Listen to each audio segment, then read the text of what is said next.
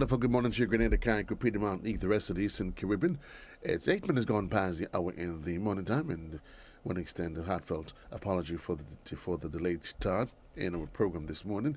But here we are, still trying to sort out our technical challenges with our Zoom, with our guest that is trying to join us via Zoom. But either way, we are here. We're going to start the program, and hopefully he can join us. He can join us at a later time. But a wonderful good morning, Monday morning to you. It's the 16th day of the month of January. We're literally halfway through the month already, and it is forward progress, as they say. I want to say a special good morning to those of you who are listeners on GBN Channel 7 and Channel 11, Channel 20 if you're in cable, or if you're following us via the World Wide Web at www.gbn.gd. Indeed, we say thanks for being part of the conversation. And those of you that's joining us via social media, our YouTube page, on our Facebook page and a YouTube channel, we say thank you for being part of the Classic family. My guest this morning, intended guest this morning is Sylvan McIntyre, no stranger to the network. And certainly this morning we talk about different aspects of of disaster preparedness.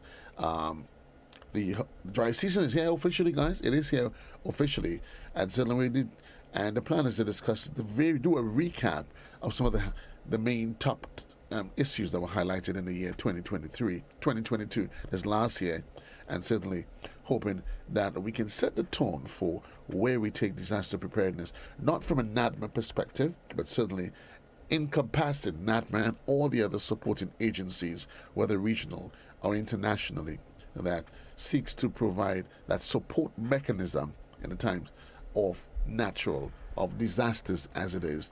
Yes, and we keep hearing about the management of our management of those processes, and very often for those of us who are blindsided by these events, when they do occur, it can leave us, and very often it leaves us in a bit of a quandary, needing this, needing that, and the question: who's responsible? Who takes care of this? Who takes care of other issues? That's often a conversation that needs to be addressed, and just understanding and appreciate what needs to be done during and after an episode of that sort. So indeed, we say thanks for being part of the conversation. The number on the inside, 435-2041. And just to remind you that this evening on Beyond the Headlines, it takes on the discussion, we put it under the microscope this evening, the conversation of bullying. Yes, in more recent times, in the last 2 weeks, an event that transpired at one of the schools, the premises, one of the school grounds of a secondary school in the heart of in St. George, has certainly raised eyebrows and has again brought into even sharper focus the issue of bullying. How do we deal with it? Conflict resolution. How do we address those issues? Does this sort of behavior, does it have any place within our society at all? That's the conversation that comes upon Beyond the Headlines tonight. But we go to the telephone lines. Good morning, caller. You're live. Good morning, caller. You alive? Yeah, good morning. Good morning, Joseph, and morning to your listeners and viewers. Good morning, sir. I must say that I'm encouraged by the attention or the word's not coming right now, but the emphasis on disaster preparedness. In fact, I really hope that it will come to a point that we think, just as we say tourism is everybody's business, we will also believe that disaster preparedness or disaster awareness or management is everybody's business, because on a daily basis you can see people doing things that would endanger not just themselves, and maybe they may escape it, but it could endanger future generations. And we have to be cognizant that every single thing we do, we either strengthen or weaken the ecosystem. For instance, when we build as a nation, build houses like we have built in La Sagesse and in Beausejour and them kind of thing, without taking cognizance of the implications for runoffs and so on, we run the risk of having to find greater resources at heavy expense to future generations in remedying it. So we should be at everything we do. Even when we think of finding employment or providing livelihood for people, we should be thinking about it. So I'm very encouraged.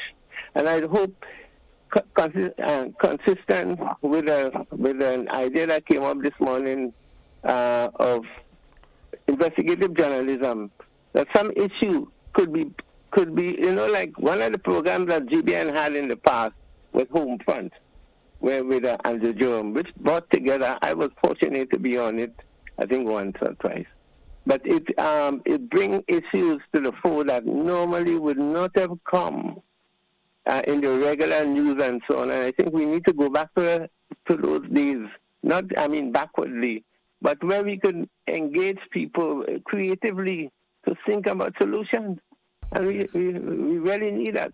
And then I know I can't stay too long, but in terms of the bullying, let us use the opportunity, let us use the lessons being learned, and I'm saying being learned because she's still learning lessons from that incident that captured the public imagination last week or week before, where the woman slammed the child.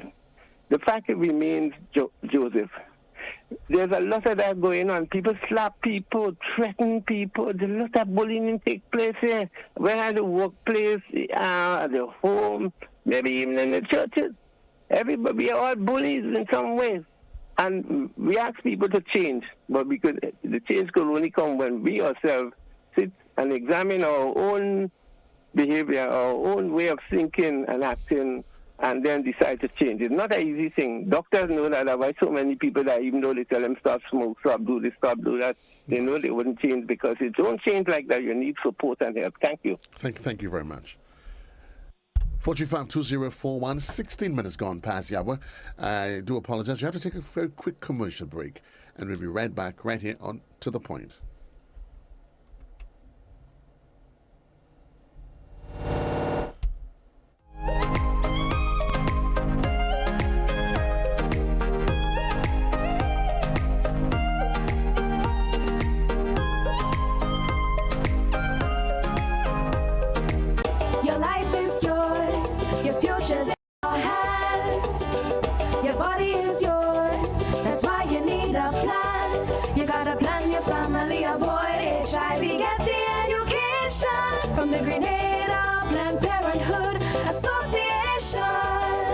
For STI screening, gender-based violence counseling, prenatal and postnatal checks, injectables, condoms, pap smears, and other sexual reproductive services. Open Monday to Friday, 8 a.m. to 4 p.m. The Pointu Street, St. George's. Whether male or female, it doesn't matter. We're here to make your life better. Grenada Planned Parenthood Association. For appointments, call 440-3341.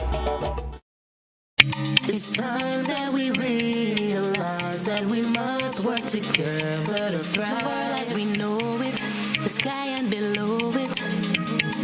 Could I never have more wonder? Yeah, with life and all you see and the climate's changing. But hope is remaining. And we can't ignore the future. It depends on you and me.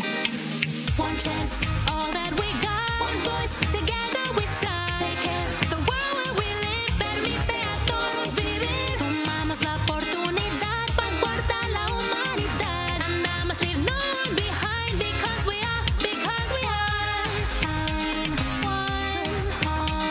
One climate, one Caribbean.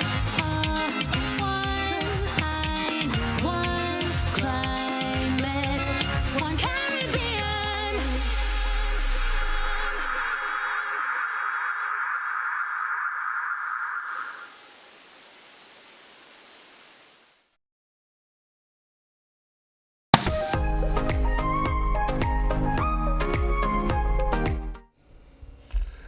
To 18 minutes gone past the hour in the morning time, and I do apologize for that.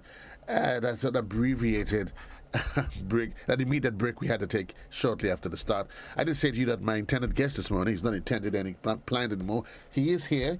My guest, Sylvan McIntyre, he has joined me via Zoom. And as you did say, we intimated. Now we looked under the conversation at disaster management preparedness and the process, some of the highlights dealing with emergencies, different aspects of that conversation. And certainly it's a pleasure having him here with us and being part of the conversation this morning. Good morning to you, Sylvan. How are you?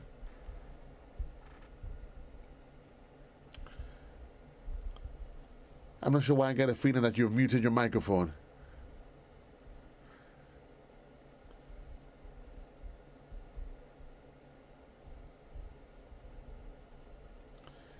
(452041). That is the number on that's the number on the inside, and indeed we say thanks for being part of that conversation. Seems to have lost you somewhere. Seems our audio was fine. Our audio was fine a while ago. I spoke with you. Now you seem to have gone elsewhere. 4352041. So if you just give me a minute, just give me a minute. Let's see if we can sort that out. But certainly we say thanks for being part of the conversation. For those of you that is on radio, television, indeed, we're going to be with you in just a jiffy. But the conversation is going to touch on strong the whole issue of disaster management. Sylvan, are you with me? Are you hearing me? I am there with you, but I'm good. I'm hearing you, so that's fine. I'm hearing you. You hearing me? I'm hearing you now. We all good. We all good. Okay, because I'm in seeing mute from your end. Okay. Thank you. How are you though? Well, shall I say Happy New Year to you? Happy New Year to you, JC. Happy New Year to the entire GBN family, and Happy New Year to all of Grenada. I think this is my first appearance on media for 2023, and I am happy to be able to do that. Well, I'm happy that I know that we can call upon you at any time. It is always good when you know persons in their previous assignments in their formal vocational endeavors, when we knew we could have always called on the ASP at any given time. But we thought when you hit retirement, you probably may have taken off to some far island, the Fiji Islands or Abu Dhabi, and that was the end of you. But here you are, and I mean, we must say we do appreciate it, your continued commitment to service. Yes, and I thank you for that. And as you mentioned, retirement, I would love to be able to make a retirement statement in a not too distant future, in a matter of days. I owe it to Grenada, Carriacou, and PT Martinique for all those who have helped me champion this cause, to have had an illustrious, successful, dignified career. And I think I would want to be able to say in a very formal way, I would make a statement on that to Grenada for having brought me to this point, and having said so, to be able to continue to serve. And as long as the master permits, I would want to be able to do that. So I have just hit the button in terms of the time to be officially off the books, but I want to be able to do that and to make a formal statement to the people of Grenada, Carriacou, and PT Martinique for helping nurture my professional development. Well, we say thank you. Time is a bit spent, but should we just want us to massage the conversation that as we get into the new year? Last year, of course, we started doing a series with you that touched on surround the whole issue of disaster management. And it's interesting, though, in more recent years, Sylvan, Mr. McIntyre, disaster management as it is has become the order of the day. Not just about responding, but is managing what happens. But speak to us. That management process goes into place, falls into place long before, though, an event actually takes place, doesn't it? Yes. And I am representing in this professional capacity as a disaster management specialist, and you would understand a bit more about that later on, because I will have another assignment in the not too distant future that reflects aspect of that. And I just want to clear before I make any further statement on disaster management, we don't want to seem to be taking the play of the National Disaster Management Agency, and in no way do I represent NADMA. In any case, I want to make that absolutely clear that I'm in full support. I'm one of those persons who have worked, will work, and continue to do that with the agency and to help build their own capacity there. So what we are doing is a national trust, meaning that we support what the National Disaster Management Entity is doing, and GBN, with their collaboration with Corporate Grenada, of whom I am, will give to Grenada what we have to support the national structure and system in our technical ways. You know, sometimes people tend to believe that you might be competing for tough, or you might be competing, and that is absolutely not the case. We want to make that absolutely clear that we are standing in support of the initiative, even if we speak on things that they themselves may have responsibility for and would speak themselves. But it's interesting. Interesting you said that prior. There's a caller, the initial caller, who said he's hoping that we get to the day when we say disaster management is everybody's business. Years ago, that was a mantra for tourism. But disaster management, at the end of the day, and thanks for saying that while NADMA as an organization, an agency, they lead the national conversation. There is certainly, outside of NADMA, let me just play around that a bit, because you could well add to this. There's NADMA, but there is community groups, organizations, each and every one of us, Sylvan. When it comes to disaster management, we are part of that bigger puzzle. We are NADMA, in a sense. Right. All of us, because what we have to understand is that they are the ones where the buck stops in terms of the national interest. But disaster management affects all, it is for all, and it benefits or disadvantage all when it does happen. And NADMA as an entity, as an organization, as an agency, cannot do it without those of us as citizens, without those of us who are most vulnerable at the community level. They are the ones to orchestrate the mechanism and to help us to be resourced. And so we totally respect that. But you understand how it can go in our own territories, where people may spin things around and may tend to believe that we are competing in this sense. And there is no way that GBN would want to do that. And there is no way Sylvan McIntyre will want to do that or give any inclination that will be the case. That will never be the case. Well, the good thing is that our wonderful friends is inside of NADMA. And good morning to you, Dr. Walters. I think they could well appreciate that. And that's the furthest thing. I mean, this is just a matter of having a continued presence and literally being able to add to that conversation, where the issue of disaster management becomes a continuous and ever continuous conversation, not just when we get deep into the later into the year, but is that conversation. But let's just go back, just do a recap. Coming in 2022, there were a number of topics, issues that were brought to the fore. Just refresh us as some of those topics that actually that you addressed. Right.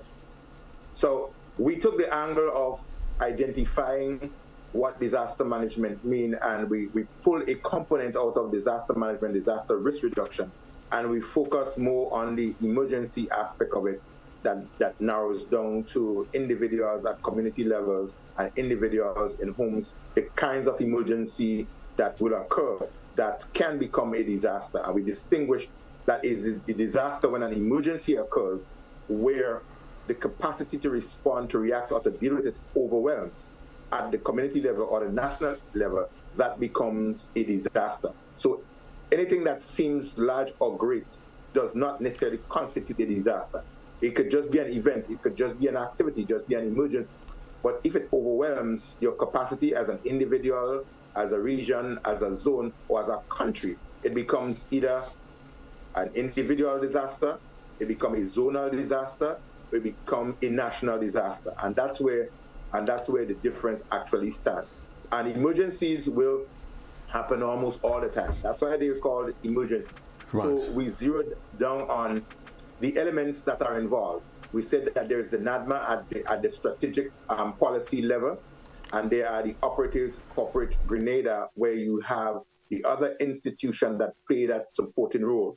And we spoke of how these agencies are intended to interoperability function, where they can come together in a form of synergy, where NADMA becomes the center or the axis of pivot, where all of these things would spin around. So NADMA becomes that controlling, coordinating mechanism. And you have the police, you have the fire, you have communities and everything at the center of that when you have a national crisis. And we spoke of... Right. Yes.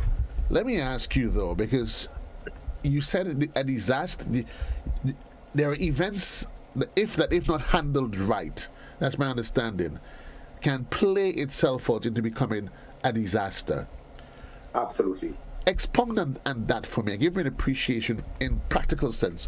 What sort of event that could be unfolding, if not handled right, can spill out into becoming a disaster? Absolutely. So you have what you call human cause events or human cause disaster, because these events, if they get wide, they become a disaster. And then you have the natural phenomena. For instance, you have earthquakes and hurricanes and volcano eruptions and all these things that what we call natural hazards, and they can become naturally caused disaster. If that situation is not managed carefully, or not necessarily the management of it, but the impact of it in itself. So let's say, for instance, hurricane is the most common hazard that approaches us or threatens us in the Caribbean. But if you look on a scale of hurricanes, floods, landslides, etc., you'll realize that floods to an extent might be one of the greater things that happen to Grenada. And if you look at the other naturally or human-caused events like bushfires and fires, you'll realize on a regular basis you have these things happening. So let us make it really, really, really simple. Let's just talk about a fire. So you may have a farmer who goes out and he just do this slash and burn issue, and he pulls some stuff together, sets a fire, and that starts going out of control a little bit. And it moves into somebody else's property, and it continues to expand. Now it goes into a residential area. Now this just happened to be an occurrence. Now the people at community level were not trained. The farmer himself doesn't know the ambit, and there are no fire extinguishers, there are no hydrants in the area. Now that in itself goes on. It now becomes not just an emergency or an event. It goes to the point where the farmer himself can't deal with it. A couple of houses start to be ignited and gets burned. It now becomes a disaster because the people in that area cannot deal with it. Now that is not a disaster for Grenada. It is a disaster for that area because it overwhelms their capacity, their ability to be able to deal with it. So that's in a very, very small sense what a crisis or a disaster happened to be. And on the other end, if you have a situation where a naturally caused event, for instance, a hurricane, if a hurricane comes, it passes through Grenada, just blow, the wind passes through, a couple of branches come down, that's not a disaster. It may be an emergency because a few people may come out and have to deal with it. It may strike the parish of St. George really hard. Now, St. George may have to get assistance from Grenville, St. Andrew, and other places to assist the government. So it's a disaster for St. George. And it goes to the extent where the same system happens, where it beats up St. Andrew, St. David, St. Patrick, and so on. And Grenada alone cannot handle it. It becomes a national disaster. Grenada now requires outside resources to deal with that situation. And the reality of it is our ability to respond, and to respond timely and with the appropriate tools, that in itself becomes critical in any of those situations as to what happens post the event. And let me just, you lead me exactly into one of the areas I wanted to touch on, because you may have heard us that next week in Carriacou and Peachy Martinique, the YEAC, Youth Emergency Action Committee, I will be supporting them in an initiative to doing CERT, Community Emergency Response Team Training. Now, the communities are most vulnerable in any society. That's where people are. And any entity, any resource that is really put into communities is very useful and is considered a worthwhile investment. And this is why next week, all of next week, we'll be in Carriacou doing community emergency response team training, because it is critical that the people who are there, they are resourced. And it is unfortunate at this stage, resources may have not made itself available to empower communities more.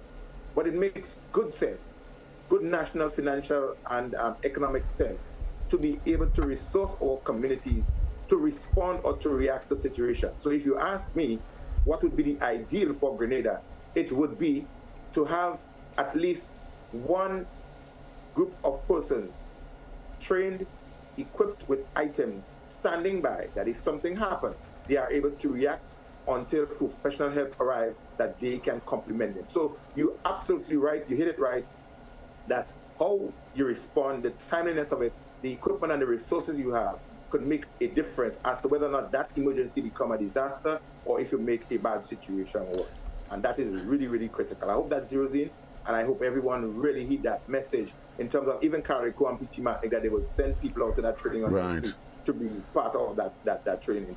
Added to that, Sylvan, I know as a people, we naturally, if we had an event, something happens, we rush to help. But sometimes, though, in our rush to help, a bad situation can become worse. And I know somebody might be saying, well, JC, seriously, all I want to do is help. But sometimes, though, the help that you can do is stand secure in an area, establish a parameter, maybe make an emergency call, and allow for the experts to come in and do they do. Is that right or wrong? And you're absolutely right, and you could be part of this process too, JC. I think you're doing a fine job in understanding the process and explaining it. And this is one of the areas where we started last year, in saying to people, Grenadians, we are hospitable, we are response-oriented.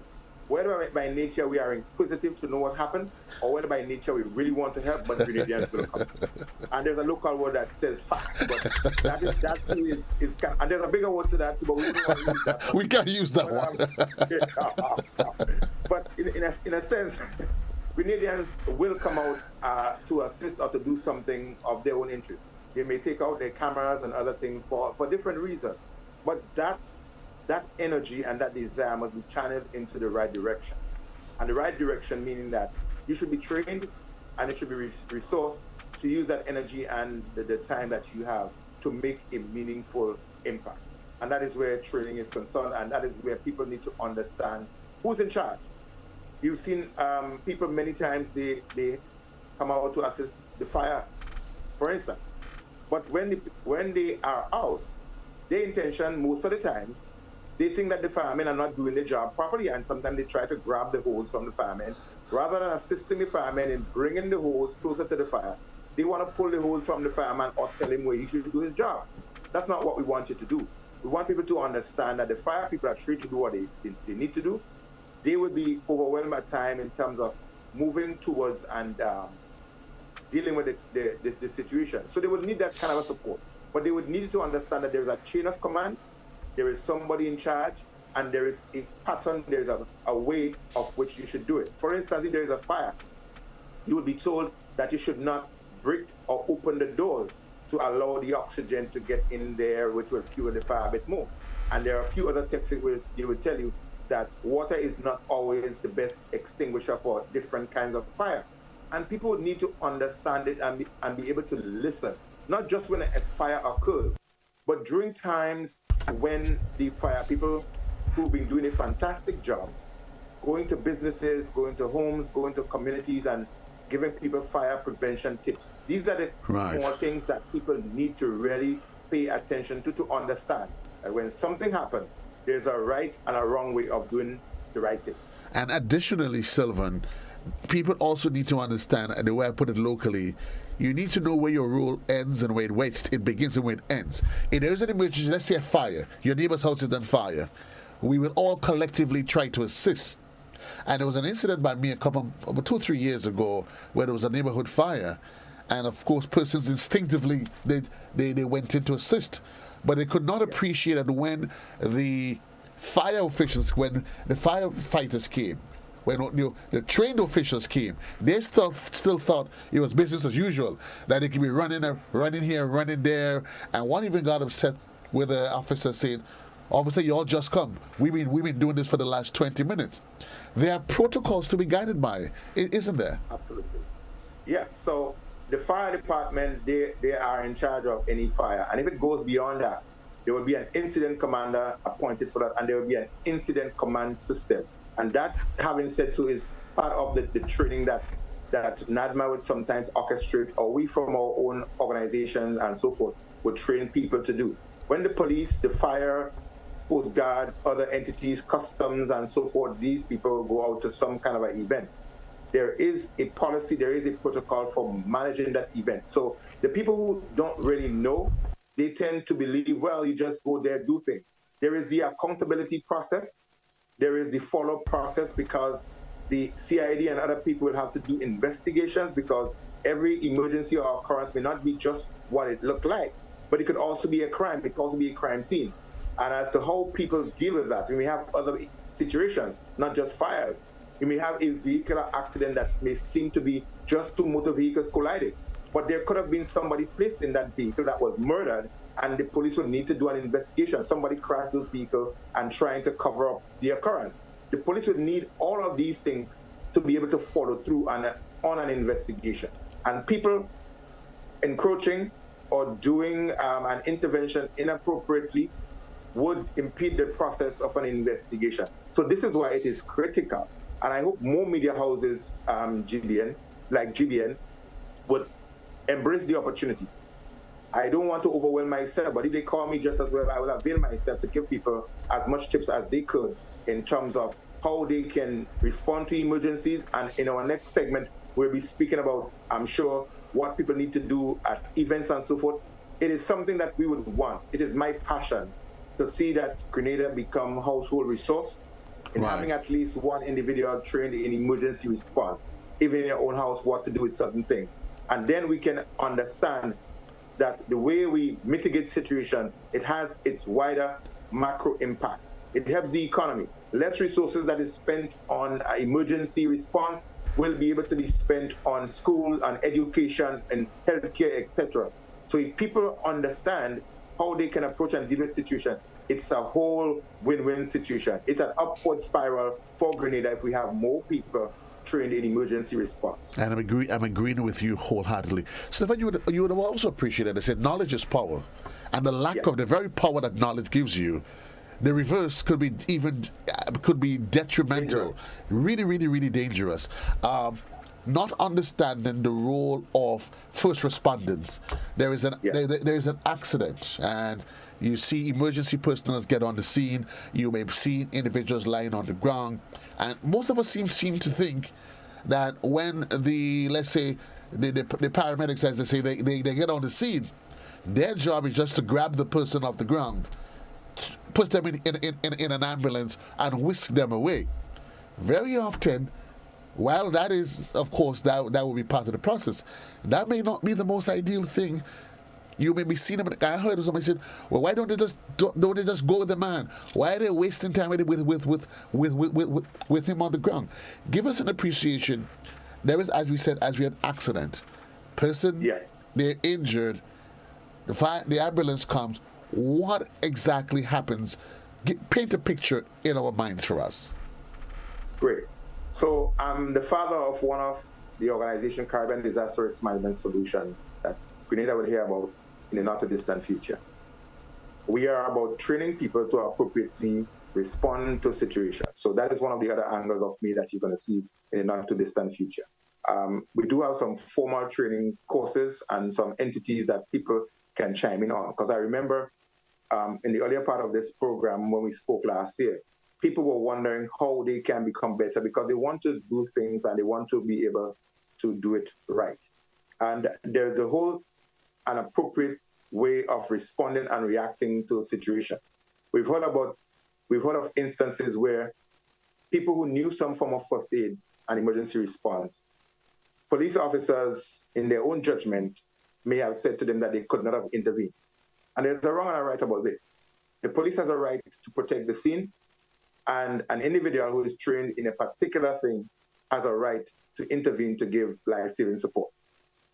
By and large, the police officer is the one with the authority, and people are supposed to comply with the police officer's instruction. On the other hand, the police officer himself has to be knowledgeable enough, to be trained enough to understand that where there seems to be an emergency or an occurrence, life and the preservation of life is critical to anything else.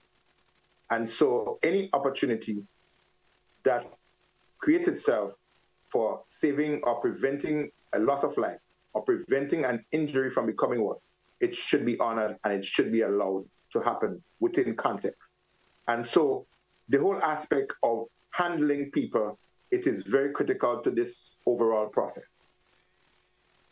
You wanted to say something? And additionally, I just wanted to add that Yes.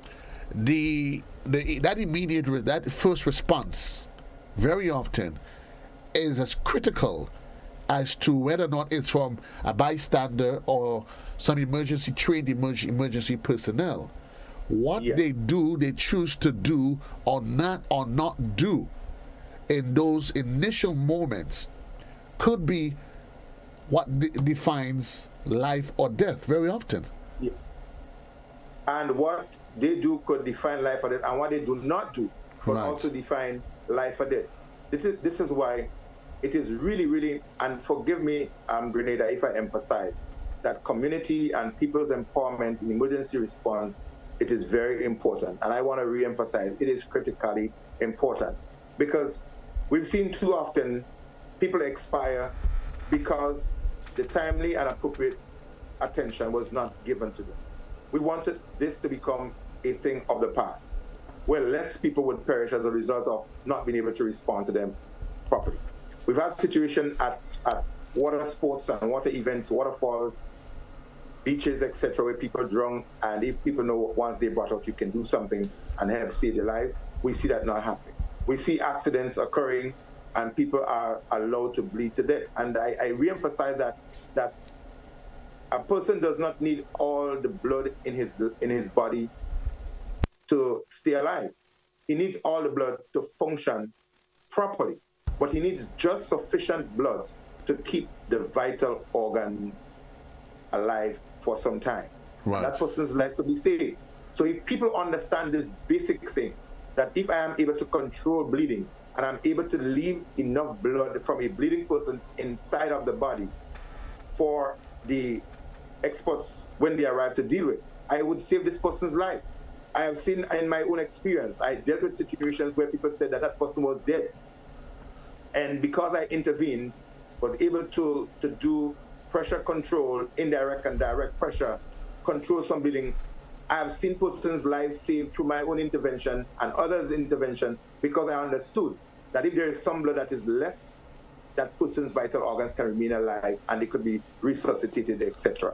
And these are some of the things people need to understand. And when somebody is in an accident as well, the way of moving them, people are afraid to touch people because they think that they're going to make the situation worse. Others say, don't touch them, don't touch them. No, you can touch them.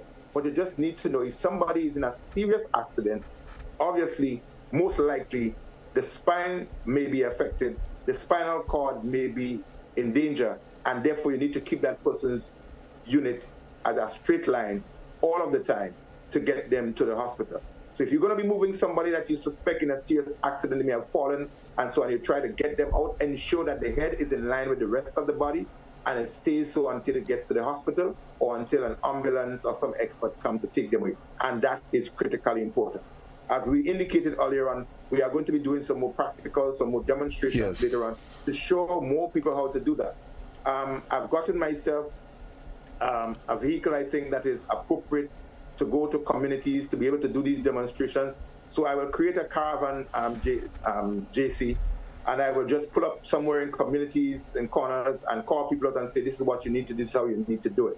And Grenada could look out for that. I want to be able to give back and continue to give. I've spoken to one of my colleagues, schoolmates in the United States, and we had some ex-nurses and other professionals who intend to give us some support in ensuring that we can bring community training across Grenada. So look out for us. We are going to try to ensure that Grenada, Carriacou, and PT Matnik, you are better prepared to deal with emergency. God permit me, give me the strength, and I know I ask him to give me a lot more. I feel really energized to be able to do that. Right. I want to do it for as long as I really could. Well, he's going to give you more once he doesn't take it from my quota. I love you, brother, but I'm not sharing my quota. But you know, JP, there's a biblical thing that says, if you have a talent, you better use it. If you do not use it, you're going to do what? You're going to lose it. Yeah, absolutely. Let me ask you, because today we're rushing through, but this is just, as you said, we're just massaging different points of the conversation, so that as we go forward. Have you ever had the occurrence? How many persons, Sylvan, have you ever, how much green, and an average of 1 out of 10, on an average 9 being the highest, do you think most Grenadians actually, have you ever asked them what is their blood type? And they can tell you right off the bat, my blood type is? No, to be honest. And I had to write mine one time to remember that, because you're absolutely right, you know. And I heard there was a query on your GBN one time about that situation, about even the blood type, because people who need to donate blood, or people who need blood, they would understand that if you are O positive or AO positive or negative, as this case may be, which blood transfusion or which blood may suit this. And while people may tend to believe that blood is blood, what your blood type is really critical. It is important to know that. And very, very important. And it's interesting. And write it somewhere. And write it somewhere. Indeed. Write it somewhere. We have somebody that's trying to chime in. Let's just give them the opportunity to add to the conversation. And good morning, caller. You alive? Good morning. Good morning to you, sir. I agree and I endorse all what Mr. McIntyre is saying. Now, the point is, Mr. McIntyre, NADMA has to have a trained staff, which you agree, so they can be able to assist in any emergency or disaster. And that trained staff could come from retirees who are volunteering, or people who are not, or were just retired from work, and they can then volunteer their service. But you must have a full trained staff to go at all times. You are going to have bystanders who are going to want to get into the act when a disaster occurs. In such a case, NADMA trained staff would have to keep these people out. And in the event you need help, you turn to the crowd and say, is there a doctor in the house? Or somebody like that. That is where I think emergency should be handled. Because bear in mind, people are going to get excited anytime an emergency occurs, and they rush to the area and they want to come in. And then that creates a big problem. So the trained staff from NADMA would have to take the initiative and institute exactly what has to be done. And if you need help, then you ask for it from the outsiders. But the outsiders should never be allowed to intervene into any disaster area once NADMA trained staff is on the scene. Thank you, sir. And I'm agreeing with the caller, but I think we sort of, he just reinforced one of the points that we made. I think there's 2 points in this, if you allow me. One is the issue of training. That training should be a national conversation, and being able to appreciate what happens and who is in control of the incident once the professionals get there. Yeah. So I agree with the caller to an extent, but there is also something that we really need to clarify with Grenada and people who sometimes don't understand the role of NADMA. NADMA is not a response entity as is. NADMA coordinates the resources of responders. And so the staff at NADMA, while they will be trained themselves, it is not their responsibility technically to be that kind of responders. They may train people at community level to be that kind of a responders that by extension they become part of the NADMA realm. So people tend to believe that the people up at the secretariat, the people in Manjaloo or so forth, they are the ones that are supposed to go out there and take charge of sea. They are the coordinating entity. They are the ones that if the fire need additional resources, the police need, if the Coast Guard need, or other people need, that they are able to help them find it to manage the situation. And they report to the Prime Minister's office, who would do the regional and international requests to be able to facilitate that. So the people at NADMA, we don't want to misconstrue their responsibility and have too much expectation of them. And sometimes, with due respect to them, people tend to abuse them and blame them unnecessarily for what they not really have as a responsibility. So they are to be able to provide the training for others to do it, and they are supposed to provide the resources and the coordination to make it happen effectively. I thought I need to put that clarity in on their behalf. And I'm happy that it goes again to the point we made initially, lack of knowledge. Because we don't know, we can't yet develop a full appreciation of who's responsible for doing what. So as we said, their role is, and that's where the comprehensive management process comes in. That they would coordinate that.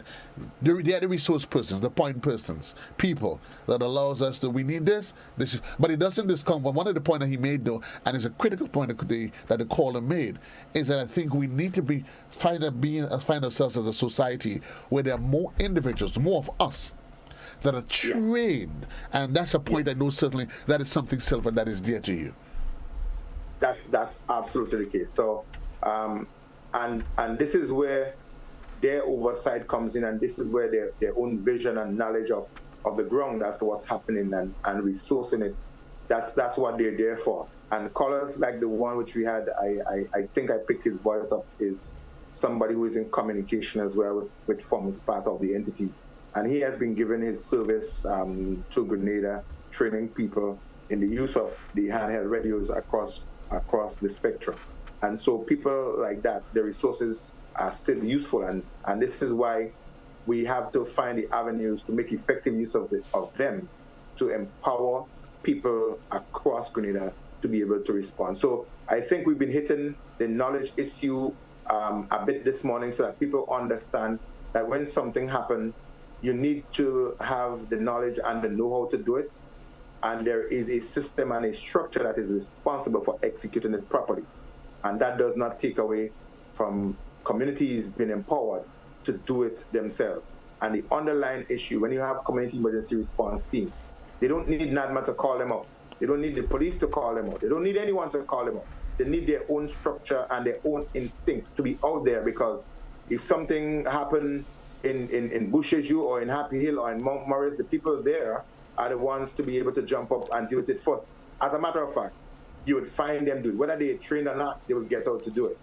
So if you have people there who are trained and how to do that, they will start the process. And oftentimes we find that is more effective than a lot of the trained responses, the more trained experts, because these people who are there understand the initial intervention. Not a lot you need to do. When an emergency occurs, there is a few minutes within which somebody's life could be lost. We had an emergency. There was an emergency on the football field a couple weeks ago, when the two teams from the United States, they were in an encounter, and one of the players ended up on ground with a heart attack and with a cardiac arrest, so to speak. And because of the people who were trained, they were able to resuscitate. They brought him into the hospital. I mean, he was gone, basically.